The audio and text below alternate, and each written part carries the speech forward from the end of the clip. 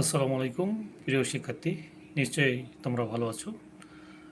আজকের যে বিষয়টি নিয়ে আলোচনা করব সেটা হচ্ছে একজন ভালো শিক্ষার্থী হতে হলে অবশ্যই প্রতিদিন রুটিন ফলো করা খুব জরুরি, যেটা অবশ্যই সময়ের সদ্ব্যবহার এবং নিজেকে ভালো স্টুডেন্ট হিসাবে গড়ে তোলার সেরা উপায়। হ্যাঁ বন্ধুরা, এবার তোমরা সেই রুটিন নিয়ে জানতে পারবে। ভিডিওর শেষ পর্যন্ত তোমরা আশা করি সাথে থাকবে।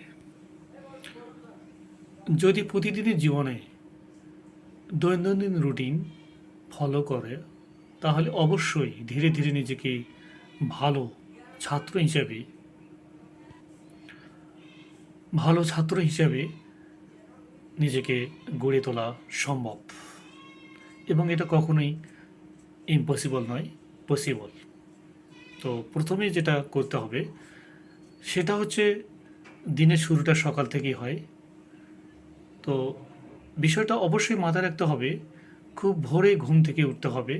সেটা অবশ্যই হতে হবে ৫টা থেকে ৬টার মধ্যেই, এবং ঘুম থেকে ওঠার পরই অবশ্যই উজু স্নান করে সতেজ হতে হবে।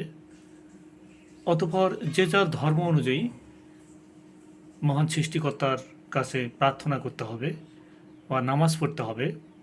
অতঃপর নিম্নে ১৫ মিনিট ব্যায়াম করতে হবে, যেটা শরীর ফ্রেশ এবং সুস্থ রাখার জন্য জরুরি। ব্যায়াম অথবা হাঁটা যে কোনোটাই করতে পারো। অতঃপর স্নান, হাঁটা বা ব্যায়ামের পর হালকা নাস্তা, সেটা অবশ্যই পুষ্টিকর। ডিম হলে আরও ভালো হয়, যার সামর্থ্য অনুযায়ী, কিন্তু পুষ্টিকর, এটা অবশ্যই মাথায় রাখতে হবে। অতঃপর পড়াশোনা শুরু করতে হবে নাস্তার পরে পরেই। একমো পড়াশোনার যে সেশনটা, সেটা হচ্ছে অবশ্যই ৬টা ৩০-এই শুরু করতে হবে। আর ৫টা উঠলে তো ৫টা ৩০-এ শুরু করতে হবে, যেটা আমি ৬টা ৩০ ধরলাম। ৬টা ৩০ থেকে অবশ্যই ৮টা ৩০ পর্যন্ত এটা খেয়াল রাখতে হবে, কঠিন বিষয়গুলো তোমাকে পড়তে হবে, যেমন গণিত, বিজ্ঞান, ইংরেজি ইত্যাদি বিষয়গুলো। কারণ সকালে সাধারণত ব্রেন খুবই রিফ্রেশ থাকে, এই জন্য কঠিন বিষয়গুলো সকালে সেশনে পড়া দরকার।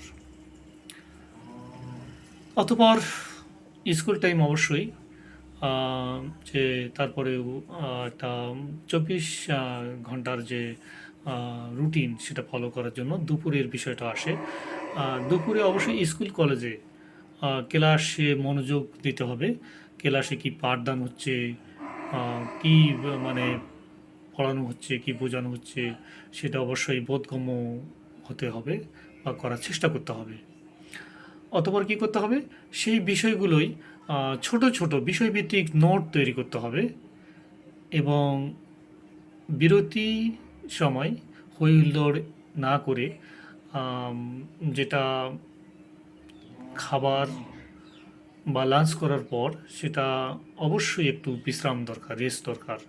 সেটা শুয়ে এলেও ভালো হয়, যদি স্কুলে সেটা সম্ভব নেই, স্কুল কলেজে তো ২০-৩০ মিনিট অন্তত রিল্যাক্সেবল ভাবে বিশ্রাম নিতে হবে। তো তারপর আসে বিকেলের সময়টা। বিকেলের সময়টা আমি যেটা বলবো সেটা হচ্ছে অবশ্যই শরীর সুস্থ রাখার জন্য, যেটা সকালে ব্যায়াম দরকার, বিকেলেও তেমনি একটু খেলাধুলা বা শারীরিক অনুশীলন প্রয়োজন। এটা অবশ্যই ৩০ থেকে ৪০ মিনিট হলে যথেষ্ট হয়ে যায়। তারপর দ্বিতীয় পড়াশোনার সেশন ৫টা থেকে ৭টা।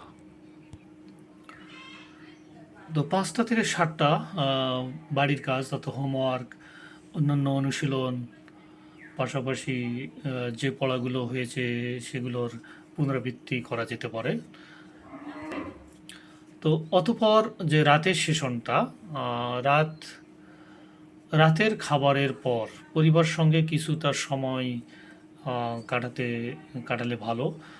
পারিবারিক বিষয় এবং আদার্স একটু গল্প স্বল্প, সেটা অবশ্যই পজিটিভলি ভালো। তো তারপর তৃতীয় পড়াশোনার সেশন যেটা ৯টা থেকে 10টা 30, আজ যা সারাদিনে যা পড়া হয়েছে তার সংক্ষেপে রিভিশন করতে হবে বা করা দরকার। অতঃপর আহ, যেটা 10টা 30-এর পর অবশ্যই মোবাইল, সোশ্যাল মিডিয়া, মেসেজিং কোনোটাই ব্যবহার করা আহ, উচিত নয়। কারণ রাত্রে সাধারণত আম, স্ক্রিনের আলো শিক্ষার্থীর জন্য চরম ক্ষতিকর।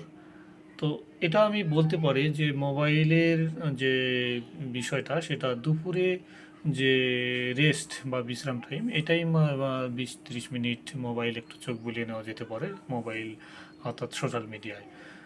তো রাত 11টার মধ্যে অবশ্যই ঘুমিয়ে পড়তে হবে। আর একটা বিষয় অবশ্যই একটা বিষয় খেয়াল রাখা উচিত যে সকালে ঘুমানো, সকালে ওঠা, এটা সুস্বাস্থ্য, সম্পদ এবং জ্ঞান আনে। তো এটা অবশ্যই আমরা ফলো করব।